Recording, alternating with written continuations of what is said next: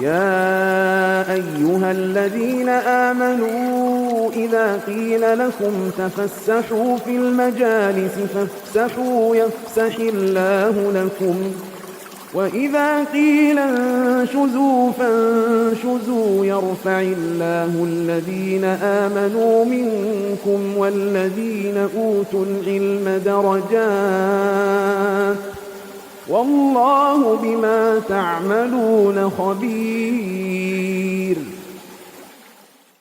Bismillahirrahmanirrahim. Assalamualaikum warahmatullahi wabarakatuh. Innal hamdalillah nahmaduhu wa nasta'inuhu wa nastaghfiruh wa na'udzu billahi min shururi anfusina wa sayyiati a'malina may yahdihillahu fala mudilla lahu wa may yudlil fala hadiyalah. Wa asyhadu an la ilaha illallah wahdahu la syarikalah wa asyhadu anna Muhammadan abduhu wa rasuluh. Qala Allah Ta'ala fi kitabihil karim ya ayyuhalladzina amanu taqullaha haqqa tuqatih wa la tamutunna illa wa antum muslimun.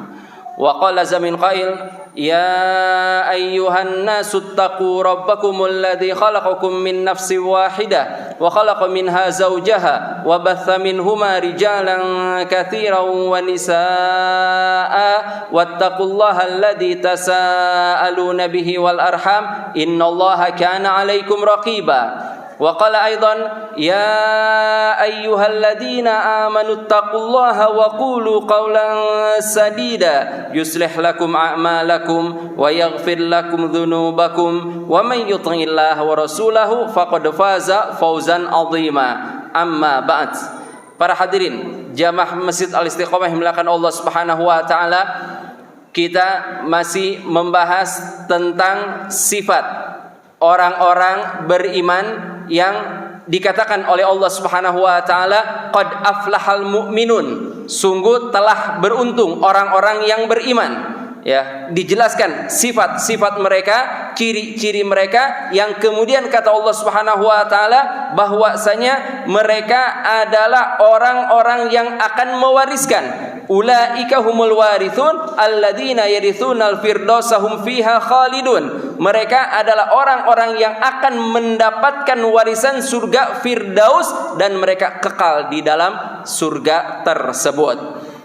Sifat mereka sudah kita bahas. Yang pertama, mereka adalah orang-orang yang khusyuk di dalam salatnya. Alladzina hum fi salatihim khashi'un. Kemudian yang kedua, walladzina hum 'anil lagwi mu'ridun. Mereka adalah orang-orang yang berpaling dari perkara-perkara yang lalai, perkara-perkara yang tidak manfaat, terutama yang berhubungan dengan lidah yang banyak menjerumuskan orang ke dalam neraka jahanam. Kemudian sifat selanjutnya kata Allah Subhanahu wa taala walladzina hum lizzakati fa'ilun. Mereka adalah orang-orang yang mengamalkan zakat. Mereka adalah orang-orang yang mengamalkan zakat. Ya, dijelaskan bahwasanya orang-orang yang mengeluarkan zakat, orang-orang yang mengamalkan zakat, mereka adalah orang-orang yang membuat bahagia kaum muslimin secara umum.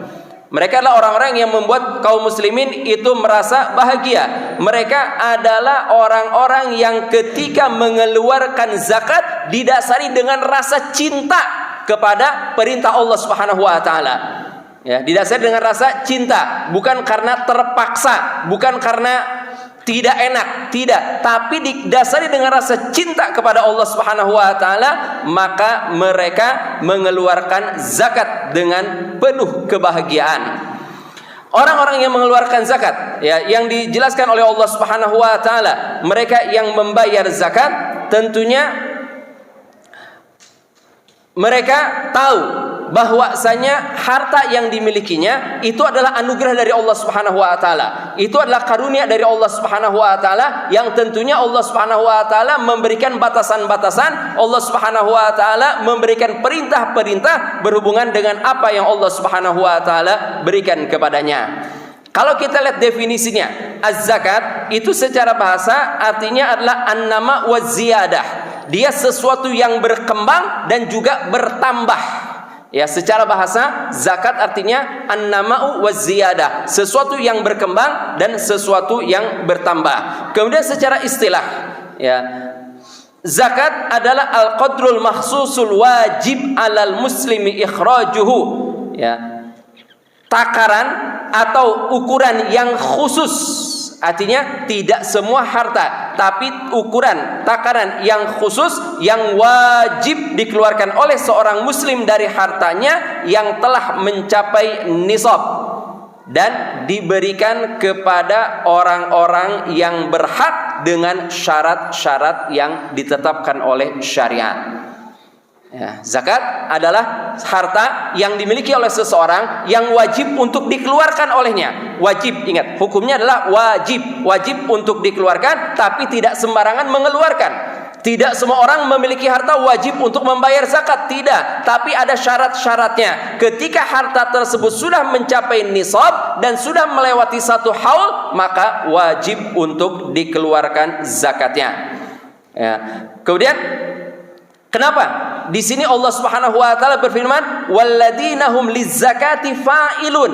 Mereka adalah orang-orang yang mengamalkan zakat. Kenapa Allah Subhanahu wa taala tidak mengatakan yu'addun? Mereka adalah orang-orang yang menunaikan zakat. Karena beda. Dalam ayat yang lain Allah Subhanahu wa taala menggunakan kata yu'addun. Mereka menunaikan zakat. Tapi di sini kenapa Allah Subhanahu wa taala menggunakan kata fa'ilun? Artinya mengamalkan. Dia berbuat, ya. Dia berbuat mengeluarkan zakat. Kenapa demikian? Dikarenakan tidak semua orang mengeluarkan zakat didasari rasa cinta kepada Allah Subhanahu wa taala. Tidak sedikit dari kaum muslimin, mereka ketika diminta untuk membayar zakat, itu mereka mengeluarkannya dengan penuh keterpaksaan. Kalau nggak diwajibkan oleh Allah, saya nggak akan bayar zakat. Tapi ini karena diwajibkan oleh Allah, daripada saya dikatakan bukan orang beriman, ya udah terpaksa saya untuk mengeluarkannya. Ya, jadi di sini Allah Subhanahu wa taala menggunakan kata fa'ilun, artinya mereka melakukan, ya, pembayaran zakat, artinya didasari dengan rasa cinta kepada Allah Subhanahu wa taala, bukan dikarenakan keterpaksaan. Oleh karena itu, orang-orang yang beriman kepada Allah Subhanahu wa taala itu ketika mereka mengeluarkan zakat, itu lapang dada mereka. Mereka bahagia bisa membayar zakat. Mereka senang bisa membayar zakat. Bahkan sebagian dari para ulama, ya, diriwayatkan di antaranya adalah Sufyan Ats-Tsauri. Ketika ada seseorang datang, orang miskin datang kepadanya untuk meminta zakat, untuk meminta sedekah, bukan bersedih, bukan diusir, bukan dibentak, bukan dimarahin, bukan dinasihati, tidak, tapi bangga, bahagia, senang ketika ada seorang yang datang untuk meminta zakat kepadanya. Bahkan sampai mengatakan marhaban, ya, ahlan wa sahlan, selamat datang, ya, biman jaa yaghsilu dzunubi, orang yang datang untuk mencuci dosa-dosaku. Subhanallah. Ya, jadi ketika datang peminta-minta itu bukan dimarahi, ya, bukan dinasihati, kamu masih kuat, kamu masih segar, enggak. Ya, artinya ini adalah merupakan suatu bentuk rasa syukur kepada Allah Subhanahu wa taala. Dia enggak harus susah-susah mencari. Wah, ini uang zakat kemana saya memberikannya? Tapi ada orang yang datang untuk meminta zakat. Di dalam Al-Qur'anul Karim, ya, Allah Subhanahu wa taala menjelaskan wa sayujannabuhal atqa alladzi yu'ti malahu yatazakka, menunjukkan bahwasanya ini ayat ini turun berhubungan dengan Abu Bakar As-Siddiq, ya, bahwasanya wasayujannabuhal atqa alladzi yu'ti malahu yatazakka. Perbuatan-perbuatan maksiat, perbuatan-perbuatan yang tidak diperintahkan oleh Allah Subhanahu wa taala, perbuatan-perbuatan yang dibenci oleh Allah Subhanahu wa taala akan dihindari, akan dijauhi oleh siapa? Oleh orang-orang yang bertakwa. Apa ciri orang bertakwa? Alladzi yu'ti malahu yatazakka, adalah dia yang memberikan hartanya, dia yang mensucikan hartanya. Ya, oleh karena itu kewajiban seorang muslim yang mereka memiliki harta dan sudah mencapai nisabnya, dia wajib untuk membayar zakat. Dia wajib untuk mengeluarkan zakatnya didasari dengan rasa cinta kepada Allah Subhanahu wa taala. Bahkan, ya, para ulama menjelaskan, ya, apakah, ya, boleh, ya, seseorang mengeluarkan zakat, mengakhirkan zakatnya, apakah diperbolehkan atau tidak? Para ulama mengatakan haram hukumnya bagi seseorang untuk mengakhirkan pembayaran zakat. Kan ada orang-orang yang harusnya membayar zakat. Anggap misalnya bulan Ramadan. Tidak sedikit dari kaum muslimin mereka yang mengeluarkan zakatnya itu di bulan Ramadan. Di bulan Ramadan. Nah, misalnya dia mengatakan, enggak nih, kayaknya saya mau mengeluarkan zakat di bulan Syawal saja. Diakhirkan 1 bulan, para ulama mengatakan haram hukumnya untuk dia lakukan perbuatan tersebut. Kenapa? Karena zakat berhubungan dengan waktu. Zakat berhubungan dengan waktu. Artinya kalau seandainya jatuh waktunya di bulan Ramadan, maka wajib untuk segera dikeluarkan di bulan Ramadan. Tidak boleh dikatakan. Kan ada sebagian kaum muslimin itu mengatakan apa? Oh enggak nih, ini 1 bulan 2 bulan lagi, ini waktunya orang membutuhkan biaya sekolah untuk anak-anaknya. Anak-anaknya naik kelas, anak-anaknya daftar sekolah, anak-anaknya membutuhkan biaya. Enggak, saya akan memberikannya kepada mereka nanti saja, 2 bulan ke depan. Ini tidak boleh mengeluarkan zakat dengan mengakhirkannya. Kalau seandainya jatuh temponya di bulan Ramadan, maka segera keluarkan di bulan Ramadan tersebut. Ya, segera mengeluarkan di bulan Ramadan tersebut. Allah Subhanahu wa taala ya menjelaskan bahwasanya zakat itu dikeluarkan oleh seseorang dengan niat untuk membantu orang-orang fakir. Kata Allah Subhanahu wa taala, "Walau basatallahu rizqa li ibadihi labaghaw fil ardi walakin yunazzilu biqadarin ma yasha." Kata Allah Subhanahu wa taala, kalau seandainya Allah Subhanahu wa taala melapangkan rezeki kepada hamba-hambanya, labaghaw fil ardi, niscaya mereka akan berbuat kerusakan di muka bumi ini. Mereka akan melampaui batas di muka bumi ini, mereka akan berbuat kezaliman di muka bumi ini, walaki yunazzilu biqadarin ma yasha. Akan tetapi Allah Subhanahu wa taala menurunkan sesuai dengan takaran yang dikehendaki oleh Allah Subhanahu wa taala. Innahu bi'ibadihi khabirum basir. Sesungguhnya Allah Subhanahu wa taala Maha mengetahui dan Maha melihat terhadap hamba-hambanya. Ayat ini para hadirin maka Allah Subhanahu wa taala dijelaskan oleh para ulama bahwasanya ya seseorang memiliki harta, berapapun harta yang dia miliki itu telah ditetapkan oleh Allah Subhanahu wa taala. Artinya orang ini memang pantas untuk mendapatkan harta yang seperti itu. Allah Subhanahu wa taala tidak terlalu melebih-lebihkan. Kenapa? Kalau melebih-lebihkan bisa jadi dia tidak sanggup untuk memegangnya. Bisa jadi dia tidak sanggup untuk memegangnya, bisa jadi dia tidak amanah, bisa jadi menyebabkan dia menyesatkan, menjadi sesat di jalan Allah Subhanahu wa taala dikarenakan kelebihan harta yang dia miliki. Makanya ini harus kita yakini. Kenapa saya punya uang sekian banyak? Kenapa saya punya penghasilan sekian banyak? Ya kenapa? Ini ditetapkan oleh Allah Subhanahu wa taala, diatur oleh Allah Subhanahu wa taala karena itulah yang pantas untuk kita. Karena itulah yang cocok untuk kita. Makanya kita nggak perlu iri ketika kita melihat misalnya kita punya tetangga lebih sukses dibandingkan dengan kita nggak perlu iri. Kita katakan apa? Alhamdulillah, dia cocoknya seperti itu, kalau saya cocoknya seperti ini. Bisa jadi kalau saya memiliki harta sebanyak dia, mungkin akan menyebabkan saya lalai dari ibadah kepada Allah Subhanahu wa taala. Artinya apa? Oh, ini adalah yang pas untuk saya. Di dalam riwayat Abu Sa'id Al-Khudri radhiyallahu anhu, kata Abu Sa'id Al-Khudri bahwa Rasulullah SAW bersabda, "Akhwafu ma akhafu alaikum ma yukhrijullahu lakum min zahratid dunya." Kata Rasulullah SAW, yang paling aku takutkan atas kalian adalah apa yang Allah keluarkan, ya, yang merupakan perhiasan dunia ini. Zahrati dunia. Zahro itu adalah bunga. Ya, bunga artinya perhiasan untuk di dunia ini. Qalu wa ma zahratu dunia ya Rasulullah? Para sahabat bertanya, ya Rasulullah, apa yang dimaksud dengan zahratu dunia? Perhiasan dunia, bunganya dunia. Apa itu ya Rasulullah? Ya. Qala, maka Nabi bersabda, barakatul ardi, keberkahan-keberkahan yang keluar dari dalam bumi. Lihat, yang paling ditakutkan oleh Rasulullah SAW itu adalah perhiasan dunia. Apa perhiasan dunia kata Rasulullah? Yaitu kelebihan-kelebihan yang dikeluarkan dari dalam bumi. Qalu. Kemudian para sahabat bertanya lagi, ya Rasulullah, wahal ya'til khairu bisyar? Ya Rasulullah, apakah kebaikan itu akan mendatangkan keburukan? Artinya keberkahan yang Allah keluarkan dari dalam bumi ini kan merupakan suatu kebaikan. Nah, ini kenapa menjadi sesuatu yang ditakutkan oleh Rasulullah SAW? Sehingga kata para sahabat, apakah kebaikan yang keluar ini akan bisa mendatangkan keburukan?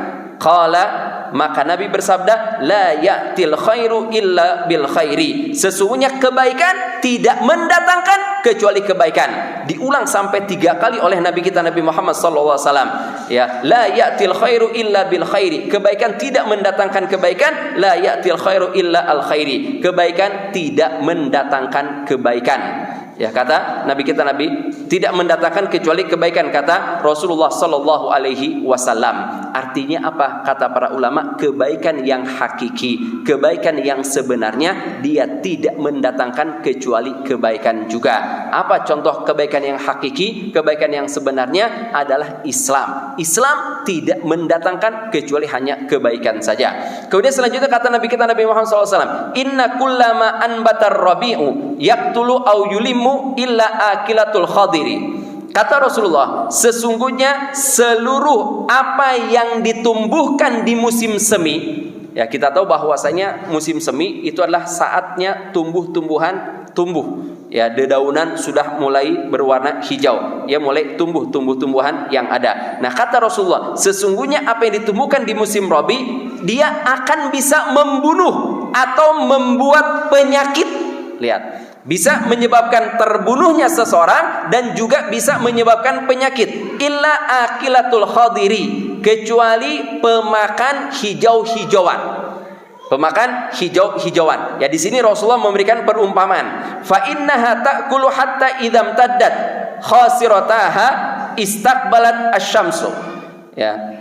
Pemakan hijau-hijauan, ada binatang yang memakan hijau-hijauan tersebut, dia akan memakan ya sesuai dengan kebutuhan isi perutnya dia. Sehingga ketika sudah penuh isi perutnya, istaqbalati syams, dia menghadap ke matahari. Artinya dia menghangatkan tubuhnya. Ya, setelah dia makan, ya makan sesuai dengan kebutuhannya, makan secukupnya, makan sekenyangnya, kemudian dia menghangatkan tubuhnya. Ya, thumma tarad wa balat wa talattat thumma adat fa akalat. Ya, kemudian dia mengeluarkan kotorannya. Ya, mengeluarkan kotoran dari belakang, mengeluarkan kotoran buang air besar dan juga buang air kecil, kemudian dia pun menelan apa yang telah dimakannya. Kita tahu sebagian binatang itu kan memakan, ya daun-daunan dimakan, ya kemudian ketika dia sedang santai, ketika dia sedang duduk, barulah dedaunan tersebut dikunyah, ya seperti sapi dan yang sejenisnya.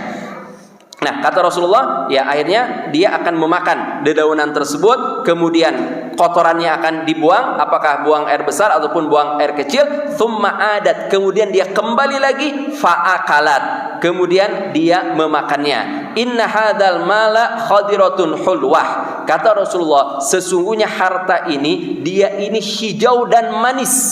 Lihat, harta ini hijau dan manis. Faman akhadahu bihaqqihi, barang siapa yang mengambil dengan haknya, memang sudah haknya dia untuk menerimanya, wa wada'ahu fi haqqihi, dan meletakkan ya pada tempat yang berhak untuk diletakkan, fa ni'mal ma'unatu huwa, maka itu adalah sebaik-baik bekal. Waman akhadha bi ghairi haqqihi, dan barang siapa yang mengambil bukan haknya, kana kalladzi ya'kulu wala yashba, dia seperti ya dia yang binatang yang makan dan tidak pernah merasa kenyang. Hadis ini sahih diriwayatkan oleh Bukhari dan Muslim. Di dalam hadis ini, perhatian makan Allah Subhanahu wa taala, Nabi kita Nabi Muhammad SAW menjelaskan bahwasanya kita ini tidak boleh serakah. Ya, kita ini tidak boleh serakah. Ya, dalam hadis ini dijelaskan ada binatang-binatang yang ketika musim semi, tumbuh-tumbuhan mulai tumbuh, ada binatang yang memakan semua apa yang tumbuh, dimakan semuanya oleh dia, yang menyebabkan apa? Dia terbunuh. Mungkin ada dedaunan yang mengandung racun, ya, atau mungkin dia makan sebanyak-banyaknya, tidak peduli, ya, sudah kenyang juga terus, ya, seolah ini baru menemukan ini kesempatan nih. Kemarin-kemarin tidak ada yang hijau-hijau, sekarang selagi ada yang hijau-hijau terus dimakan olehnya, sehingga menyebabkan dia mati atau menyebabkan penyakit ada pada dirinya. Ini gambaran dari Rasulullah terhadap orang-orang yang serakah. orang-orang yang serakah, yang mengambil harta-harta yang bukan haknya dia. Digambarkan dengan binatang. Binatang kalau dia memakan makanan yang dedaunan yang berwarna hijau, itu memang makanan dia.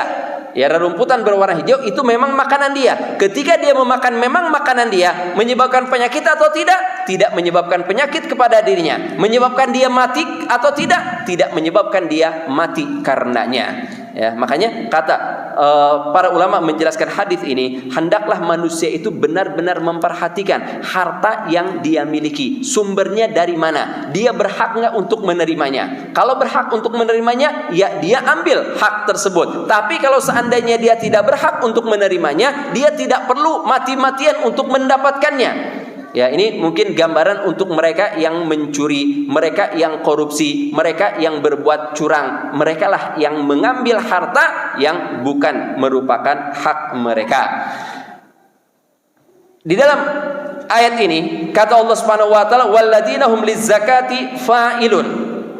Ya, walladzina hum lizzakati fa'ilun. Orang-orang yang membayar zakat. Ya, ketika di satu masyarakat orang-orang mereka membayar zakat, maka manfaat yang dia miliki itu bisa menyebar di tengah-tengah kaum muslimin.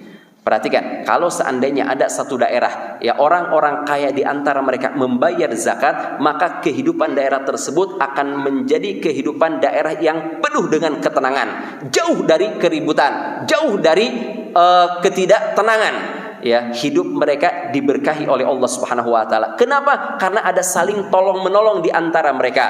Yang kaya dengan orang-orang yang miskin itu mereka berdamai. Kenapa? Karena orang-orang kaya mengeluarkan haknya yang harus dia keluarkan, sehingga manfaat yang dia miliki itu menyebar di tengah-tengah masyarakat.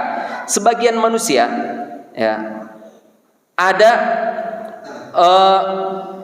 yang merasa, sebagian manusia ada yang merasa dia tidak mau mengeluarkan zakat. Dia merasa seolah-olah apa yang dia miliki itu memang semua harta milik dia, semuanya adalah milik dia. Padahal kita punya uang, ya kita punya uang di kantong kita, mungkin kita punya uang di rekening kita, mungkin kita punya tabungan di rumah kita. Ya, kita memiliki uang. Apakah semuanya milik kita?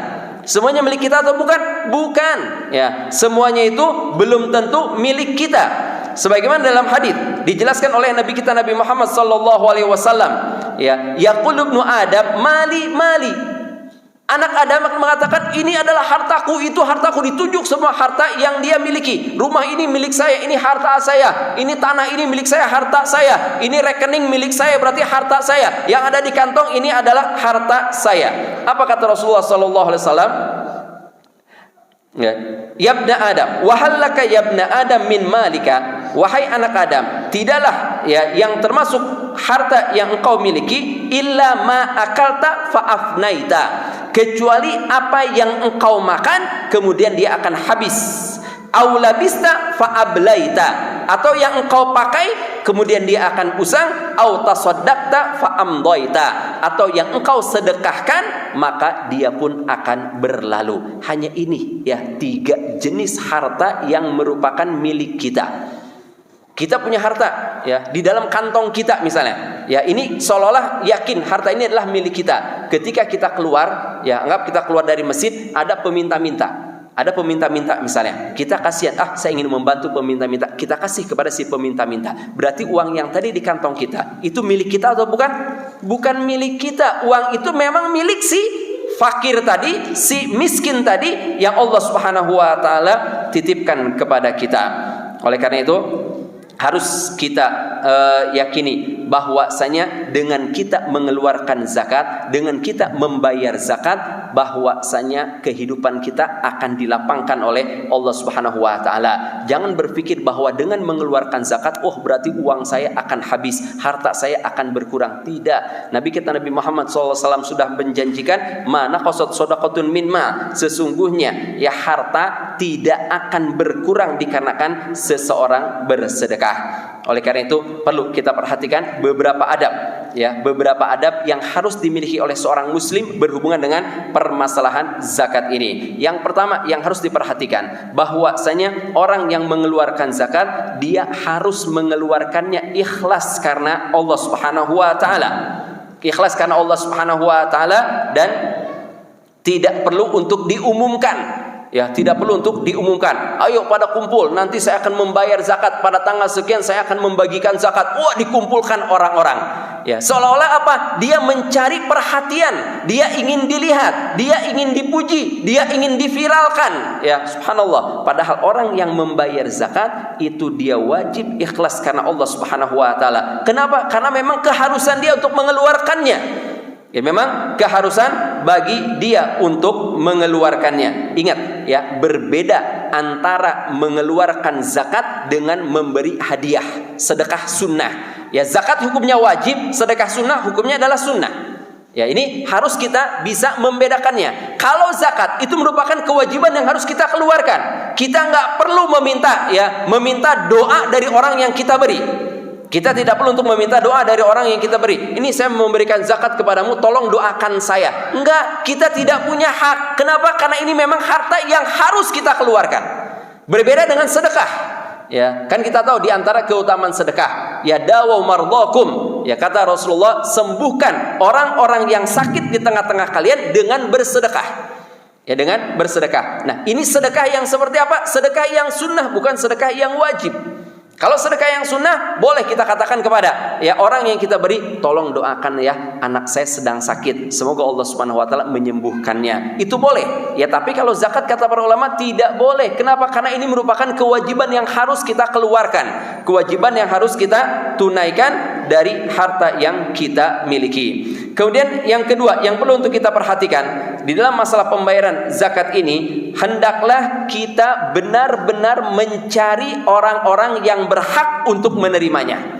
Kita harus mencari orang-orang yang berhak untuk menerimanya. Dalam Al-Quran dijelaskan oleh Allah Subhanahu wa taala ada 8 golongan. 8 golongan yang berhak untuk menerima zakat. Innamas shadaqatu lil fuqari wal masakin wal amilina 'alaiha sampai akhir dari ayat. Ya, untuk fakir, untuk miskin, ya, untuk amil.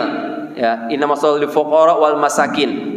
Fakir, miskin, wal amilina 'alaiha, orang-orang yang mengamalkannya. Kemudian wal muallafati qulubuhum, dan orang-orang yang ingin berharap ya hatinya dilunakkan oleh Allah Subhanahu wa taala, orang-orang yang memiliki hutang, orang-orang yang berjuang di jalan Allah Subhanahu wa taala, ya orang-orang yang berada di jalan Allah Subhanahu wa taala. Jadi kita ketika akan membayar zakat itu harus kita cari benar-benar kepada orang yang berhak untuk menerimanya. Bukan asal membagikan. Wah, yang penting saya membagikan, yang penting saya sudah membagikan zakat. Tidak, kita harus mencari ini siapa yang berhak untuk menerimanya. Kemudian yang ketiga, ya, yang perlu untuk kita perhatikan bahwasanya seorang kaya ketika mengeluarkan zakat dia harus merasa dirinya butuh. Dia harus merasa dirinya butuh. Yang butuh bukan orang miskinnya, tapi yang butuh siapa? Yang butuh si orang kayanya yang mengeluarkan zakat. Ya, seorang yang mengeluarkan zakat dia wajib untuk merasa dirinya ini butuh terhadap zakat itu untuk dikeluarkan. Kenapa? Karena zakat, ya, harta yang dimiliki oleh kita itu ada kotoran-kotoran di sana. Ada kotoran-kotorannya dan dia harus dibersihkan. Dengan cara apa kita membersihkannya? Dengan kita mengeluarkan zakatnya. Dengan kita mengeluarkan zakat berarti kita telah membersihkan kotoran-kotoran yang ada pada harta kita. Setelah kita mengeluarkan zakat maka akan menjadi bersih. Ya, jadi kita harus merasa ketika mengeluarkan zakat kita yang butuh, bukan orang miskin yang membutuhkan. Jangan. Ya, kenapa? Karena dengan sifat yang seperti ini akan menjauhkan kita dari sifat sombong. Kita akan tidak akan merasa diri kita sombong. Oh, saya ini orang kaya, saya ini memberi. Ingat, zakat kewajiban. Ya, saya ulangi, zakat itu kewajiban. Jangan bangga ketika seseorang mengeluarkan zakat, ketika seorang membagikan zakat, jangan dijadikan kebanggaan oleh dirinya. Wah, saya membagi-bagikan uang, tuh lihat saya dipuji oleh orang-orang. Jangan bangga, ini kewajiban. Ya, ini adalah kewajiban. Mungkin kalau seandainya sedekah, ya saya katakan kalau boleh bangga, orang yang sedekahlah yang dia boleh untuk berbangga diri. Kenapa? Karena ketika seseorang bersedekah itu kan bukan suatu yang wajib, suatu yang dianjurkan, suatu yang disunnahkan. kalau boleh ya seseorang untuk merasa dirinya sombong, maka orang yang bersedekahlah yang boleh untuk sombong. Tapi tetap sombong tidak diperbolehkan di dalam agama Islam. Allah Subhanahu wa taala berfirman dalam Al-Qur'anul Karim, "Wa atuhum mimmalillahi alladzi atakum." Kata Allah Subhanahu wa taala, dan berikanlah oleh kalian dari harta yang Allah Subhanahu wa taala berikan kepada kalian. Artinya harta yang kita miliki milik siapa? Milik Allah Subhanahu wa taala, yang Allah Subhanahu wa taala titipan kepada kita. Kemudian yang keempat, hendaklah kita memiliki ilmu ya, bahwasanya zakat itu bisa membersihkan bagi seorang muslim dari sifat kikir dan juga sifat pelit. Ya, zakat seseorang harus memiliki ilmu, harus meyakini dengan seyakin-yakinnya bahwasanya dengan dia mengeluarkan zakat berarti dia membersihkan dirinya dari sifat kikir dan juga sifat pelit. Kemudian yang berikutnya, yang kelima, hendaklah orang yang mengeluarkan zakat dia memiliki keyakinan bahwasanya harta dia akan semakin berkah dan akan semakin bertambah. Kenapa? Karena dalam Al-Qur'anul Karim Allah berfirman, "Wa ma anfaqtum min syai'in fahuwa yukhlifuh." Apapun yang kalian nafkahkan, yang kalian sedekahkan dari harta-harta kalian, fahuwa yukhlifuh, maka Allah Subhanahu wa taala akan menggantinya, wa huwa khairur raziqin, dan dia Allah Subhanahu wa taala Maha pemberi rezeki yang baik. Kemudian yang keenam, yang perlu juga diperhatikan tentang permasalahan zakat ini, hendaklah benar-benar teliti ya, rinci menghitung harta yang dimilikinya. Artinya dia punya harta berapa harus benar-benar teliti, harus benar-benar rinci. Oh, saya punya uang sekian banyak. Ya, dilihat 2,5%-nya berapa. Nah, itulah yang harus dikeluarkan zakatnya. Enggak boleh hanya menghitung sebagian harta saja, kemudian sebagian yang lain tidak dihitung sehingga ada sebagian yang tidak dikeluarkan zakatnya. Harus benar-benar teliti. Yang terbaik adalah setelah dia teliti menghitungnya, dikeluarkan bukan hanya 2,5% ya, tapi dilebihkan olehnya. Anggap misalnya 2,5%-nya 10 juta. Dia merasa, oh saya punya uang lumayan banyak, saya punya uang cukup banyak. Enggak, saya tidak akan mengeluarkan 10 juta, tapi saya akan mengeluarkan 15 juta misalnya. Maka ini merupakan suatu kebaikan. Kemudian yang ketujuh, perlu diperhatikan juga bahwasanya yang dikeluarkan untuk zakat haruslah harta yang baik. Harus dari harta yang baik. Ya, tidak boleh dari harta yang tidak baik. Kenapa? Karena dalam hadis Nabi kita Nabi Muhammad SAW bersabda, "Innallaha thayyibun la yaqbalu illa thayyiba." Sesungguhnya Allah Subhanahu wa taala itu baik dan Allah Subhanahu wa taala tidak akan menerima kecuali dari yang baik-baik. Dalam Al-Qur'an Allah berfirman, "Ya ayyuhalladzina amanu anfiqu min thayyibati ma kasabtum." Wahai orang-orang yang beriman, nafkahkanlah dari kebaikan-kebaikan yang kalian usahakan, yang kalian hasilkan dari harta kalian. Ya, jangan sampai misalnya ya kita naruh uang di bank, ketika di bank ada bunganya misalnya, ada bunganya, kemudian kita pisahkan. Oh ini ada bunganya, oh ini uang saya. Kemudian untuk zakat apa? Diambil dari bunga bank tersebut. Na'udzubillah min dzalik. Ingat, orang yang melakukan hal seperti ini tidak akan diterima zakatnya oleh Allah Subhanahu wa taala, berarti dia belum mengeluarkan zakat. Kemudian yang kedelapan yang perlu untuk kita perhatikan ya, adab ketika kita mengeluarkan zakat, hendaklah kita mencari orang-orang fakir yang menjaga kehormatannya.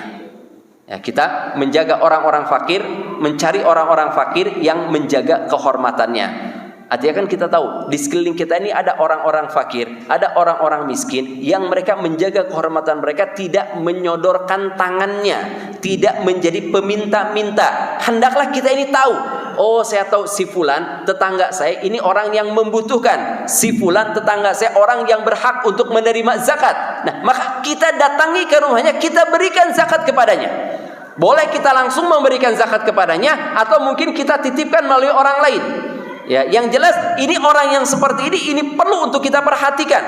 Ya, jangan kita hanya menunggu saja atau mengumumkan, oh ini nih saya nanti akan membayar zakat, akan mengeluarkan zakat. ya kemudian datang orang-orang ke rumahnya. Dalam kondisi kita nggak tahu apakah benar mereka yang datang ini orang-orang miskin, apakah benar orang-orang yang datang ini orang-orang yang berhak untuk menerimanya, atau mungkin asal saja orang datang untuk mengambil zakat. Ya, ingat zakat ya, kalau cara pengeluaran zakat yang baik ketika kita memberikan kepada seorang miskin itu diberikan sesuai dengan kebutuhan dia selama 1 tahun. Kita tahu misalnya orang miskin kan orang yang punya penghasilan tapi tidak mencukupi. Anggap misalnya gini, dia penghasilannya kebutuhannya 1 juta rupiah, 1 juta rupiah. Nah kemudian penghasilannya hanya 500.000 rupiah. Berarti setiap bulan dia memiliki kekurangan berapa? Memiliki kekurangan 500.000. Nah, maka 500.000 dikali 12, 6 juta itulah zakat yang berhak untuk diterima oleh orang tersebut. Ya, itu penghitungan zakat itu seperti itu. Zakat itu bukan receh. Ya, kan sebagian orang ada yang membagi zakat, oh ayo nukar uang 20 ribuan. Kenapa uang 20 ribuan? Agar banyak orang yang menerima zakat. Bukan itu tujuan dari zakat. Itu namanya sedekah. Kalau kita sedekah benar, ya mungkin kita memberikannya receh, memberikannya uang sedikit demi sedikit, ya. Tapi kalau untuk zakat itu kita memberikan kepada fakir miskin atau orang yang berhak sesuai dengan kebutuhannya selama 1 tahun. Dia punya penghasilan, dia memiliki kekurangan 1 bulan. Berapa kekurangannya? Oh sekian rupiah kali 12. Berapa? Nah segitulah yang berhak dia untuk menerimanya. Oh fulan ini orang miskin, dia membutuhkan uang, dia tidak punya penghasilan yang cukup untuk membiayai kontrak rumahnya misalnya. Berapa rumahnya ngontrak? Oh sekian juta, kita keluarkan dari uang zakat, boleh. Ya, jadi kita tidak melihat berapa banyak yang menerima, bukan melihat banyaknya orang yang menerima, tidak. Tapi apa? Ya sesuai dengan kebutuhan yang dibutuhkan oleh fakir miskin tersebut. Kemudian yang ke-9, yang terbaik zakat itu dikeluarkan pada waktu orang-orang sedang sangat membutuhkannya. Ya, artinya misalnya di bulan Ramadan ini orang sedang banyak membutuhkan. Nah, kalau seandainya benar kita akan mengeluarkan zakat, ya tentunya zakat ini harus kita lihat jatuh temponya, ya haulnya itu kapan. Oh, haulnya di bulan Muharram, maka wajib dikeluarkan untuk di bulan Muharram. Oh, haulnya di bulan Ramadan, wajib dikeluarkan di bulan Ramadan. Oh, haulnya misalnya di bulan Dzulhijjah, maka wajib dikeluarkan di bulan Dzulhijjah. Artinya tidak mesti dikeluarkannya di bulan Ramadan, tidak. Haul harta kita itu di bulan apa? Itulah yang kita wajib untuk mengeluarkannya. Artinya gini, kalau seandainya ya misalnya kita haulnya anggap misalnya di bulan Ramadan, kan kita tahu di bulan Ramadan orang-orang sedang membutuhkan biaya, maka ini yang terbaik kita segera untuk mengeluarkannya. Jangan kita akhirkan, wah nanti aja saya mengakhirkannya di akhir bulan Ramadan. Ya enggak, misalnya kita lihat, oh ini kaum muslimin, mereka membutuhkan biaya untuk puasa mereka membutuhkan untuk buka puasa, untuk sahur mereka, maka kita keluarkan di awal bulan Ramadan. Ya, jadi kita melihat akan kebutuhannya. Baiklah para hadirin maka Allah Subhanahu wa taala sedikit yang melanjutkan berhubungan dengan sifat orang-orang yang beriman ini. Sifat yang selanjutnya, ya walladzina hum li furujihim hafizin. Ya, walladzina hum li furujihim hafizun. Mereka adalah orang-orang yang menjaga kemaluan mereka illa ala azwajihim aw ma malakat aymanuhum fa innahum ghairu malumin. Kecuali terhadap istri-istri mereka atau budak-budak yang mereka miliki, maka itu tidaklah tercela. Faman ibtaqa wara'a dzalika faulaika humul adun. Dan kalau seandainya mereka mengharapkan di luar itu, merekalah orang-orang yang melampaui batas. Ya, sifat selanjutnya setelah sifat khusyuk di dalam salat, setelah sifat berpaling dari perkara yang lalai, kemudian sifat yang ketiga mereka menunaikan zakat, sifat yang keempat orang-orang yang beruntung, orang-orang yang akan mewariskan zakat adalah orang-orang yang menjaga kemaluannya. Walladzina hum li furujihim hafizun. Mereka adalah orang-orang yang menjaga kemaluannya. Ya, kita tahu kita ini hidup di zaman yang penuh dengan fitnah. Ya, kita hidup di zaman yang penuh dengan fitnah, orang-orang banyak tersesat, orang-orang banyak melampiaskan syahwatnya bukan pada tempatnya. Islam, ingat, Islam itu benar-benar menjaga kaum muslimin untuk tidak melakukan kemungkaran-kemungkaran. Lihat, Islam tidak mengatakan, Allah SWT tidak melarang zina, janganlah kalian berzina. Tidak. Apa yang diperintahkan oleh Allah? Wala taqrabu az-zina. Jangan kalian mendekati zina. Mendekati saja tidak boleh, apalagi kita melakukannya. Makanya dari jauh sebelumnya pun ya Islam sudah memerintahkan kita untuk menjaga apa agar tidak terjerumus kepada perzinahan. Untuk menjaga apa? Untuk menjaga mata kita. Ya, untuk menjaga mata kita. Mata ini sahmun masmumun min sihami iblis. Ya, mata ini merupakan ya panah yang beracun yang dimiliki oleh iblis. Digunakan untuk menyesatkan manusia.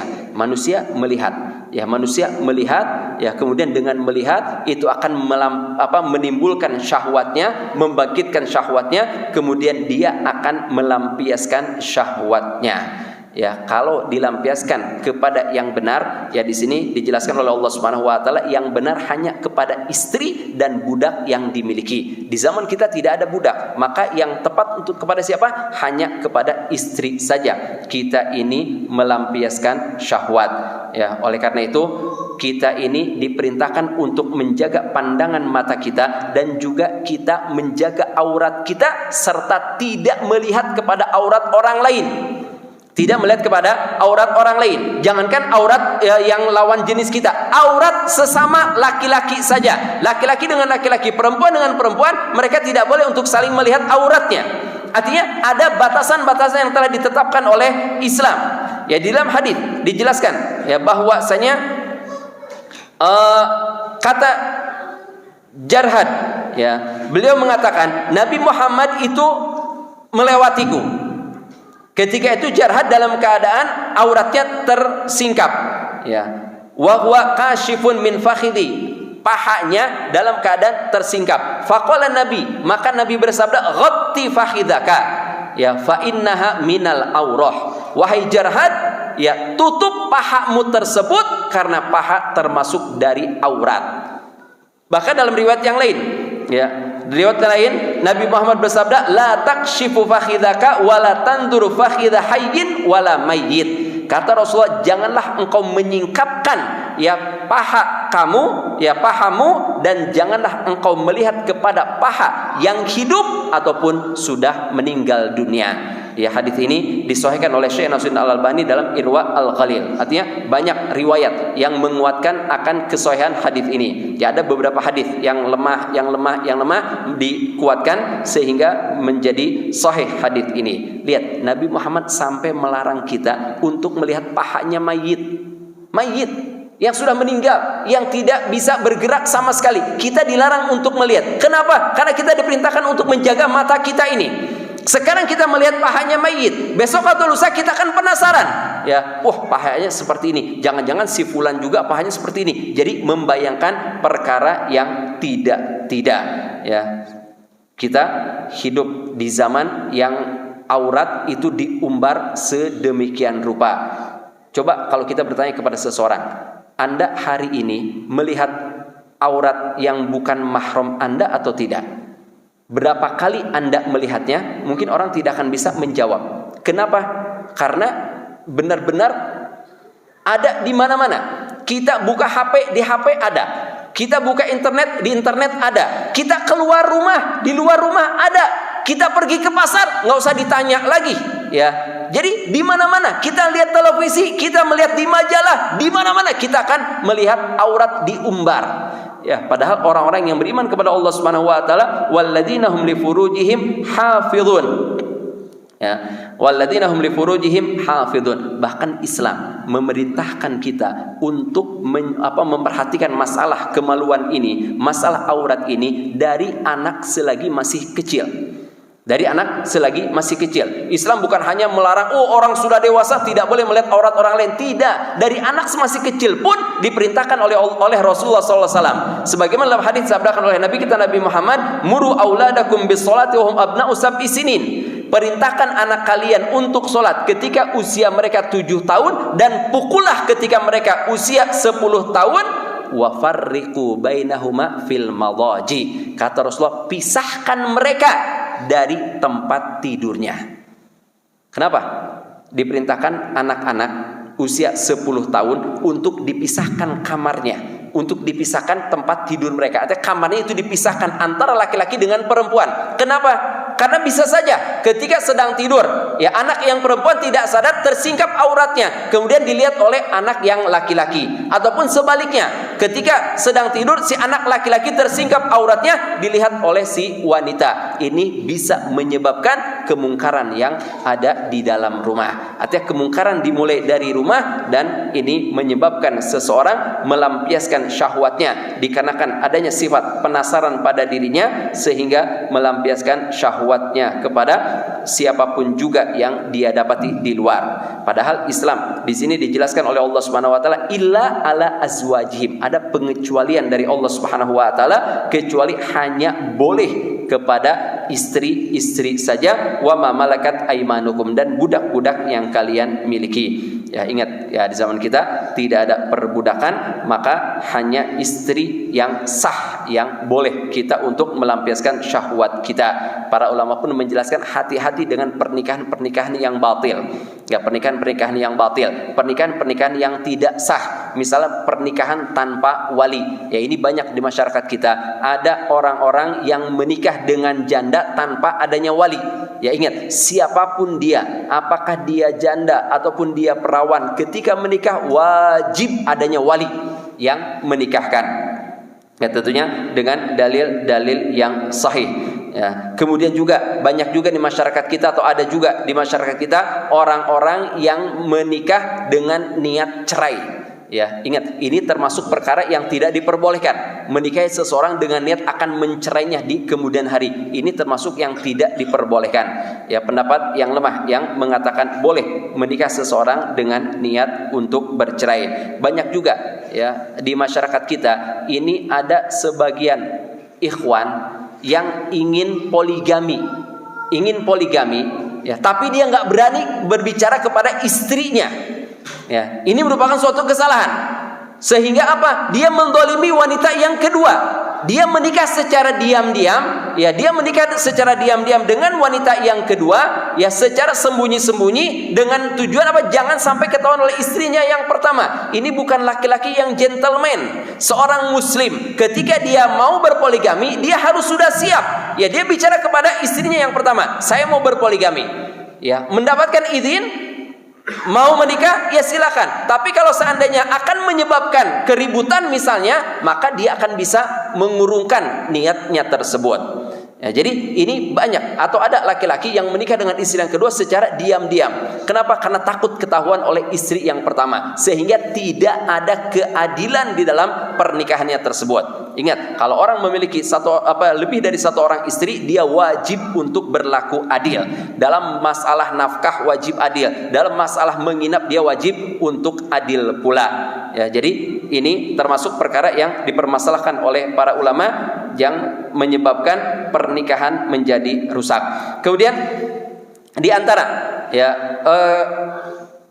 bagaimana Islam ya menjaga seseorang agar terjaga kemaluannya, Islam mengharamkan kholwat, ya, menyendirinya seorang laki-laki dengan perempuan yang bukan mahramnya. Karena kata Rasulullah, tidaklah berkumpul dua orang, ya laki-laki dan perempuan, melainkan yang ketiganya adalah syaitan.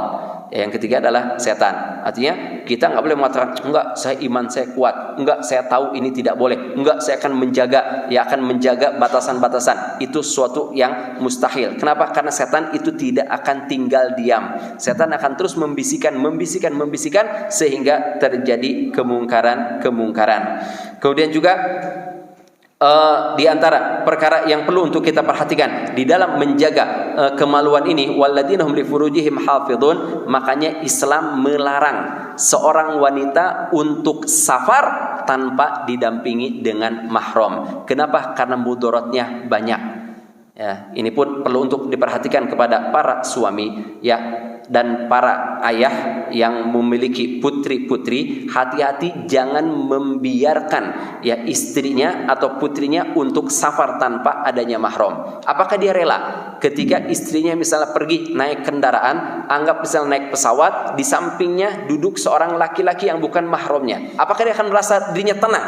Ya, kalau dia merasa dirinya tenang, nggak apa-apa, mau laki-laki mau perempuan nggak menjadi masalah, berarti dia tergolong yang dayyuth. Dayyuth adalah orang yang tidak memiliki rasa cemburu terhadap keluarganya. Dayyuth adalah orang yang tidak akan mencium bau surga, kata Rasulullah, padahal bau surga bisa dicium dari jarak yang sangat jauh sekali. Kemudian juga kita kenapa diperintahkan untuk menjaga kehormatan kita, menjaga kemaluan kita? Kita tahu orang-orang yang melampiaskan syahwatnya bukan pada tempatnya, tidak kepada yang dihalalkan oleh Allah Subhanahu wa taala, maka akan menyebabkan berbagai macam kerusakan, menyebarnya berbagai macam penyakit. Ya, kita tahu penyakit AIDS dan lain sebagainya itu disebabkan oleh apa? Disebabkan oleh adanya perzinahan. Coba kalau seandainya semua laki-laki hanya berhubungan badan dengan istrinya yang sah, maka tidak akan menyebar yang namanya penyakit. Mereka akan hidup dengan damai, maka mereka akan hidup dengan tenang. Inilah perhatian dimakan Allah Subhanahu wa taala, dua sifat yang bisa kita ambil berhubungan dengan sifat orang-orang yang beriman yang Allah Subhanahu wa taala jelaskan dalam surat Al-Mu'minun, bahwasanya orang yang beriman kepada Allah Subhanahu wa taala ya, dia membayarkan zakatnya. Kemudian yang kedua, hendaklah dia benar-benar menjaga kemaluannya sesuai dengan apa yang telah ditetapkan oleh Allah Subhanahu wa taala. Mungkin ini perhatian makan Allah Subhanahu wa taala apa yang bisa kita bahas pada kesempatan kali ini. Walabihnya ana mohon maaf, wallahu a'lam bissawab. Subhanallahi bihamdika asyhadu an la ilaha illa anta astaghfiruka wa atubu ilaik. Wassalamualaikum warahmatullahi wabarakatuh.